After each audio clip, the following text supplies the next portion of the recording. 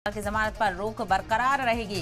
केजरीवाल का हाईकोर्ट से बड़ा झटका लगा है। जेल में ही रहेंगे अरविंद केजरीवाल। जमानत नहीं दी गई तो आपको बताते चलें 2 जून को वापस जेल में जाने के बाद से लगातार जमानत अर्जी दाखिल की जा रही थी अरविंद केजरीवाल की तरफ से और जमानत को लेकर फैसले का इंतजार था। तो केजरीवाल की जमानत को लेकर फैसला सामने आ गया है। केजरीवाल की जमानत पर रोक बरकरार रखी गई है। केजरीवाल को हाईकोर्ट ने बड़ा झटका देते हुए जमानत को यहां पर मंसूख कर दिया है। जेल में ही रहेंगे अभी अरविंद केजरीवाल और जमानत नहीं मिल पाई है। तो कई वजहों को बुनियाद बनाते हुए यहां पर जमानत की अर्जी दाखिल की गई थी, जिसको लेकर अरविंद केजरीवाल को और आम आदमी पार्टी को झटका लगा है। तो दिल्ली के वजीर आला अरविंद केजरीवाल की जमानत नहीं हो पाई है। ईडी ने ट्रायल कोर्ट के फैसले को चैलेंज किया है और इसके अलावा सुप्रीम कोर्ट में इस मामले की 26 जून को सुनवाई होने वाली है। लेकिन दूसरी तरफ हाईकोर्ट से भी अगर देखा जाए तो अरविंद केजरीवाल को राहत यहां पर नहीं मिली है।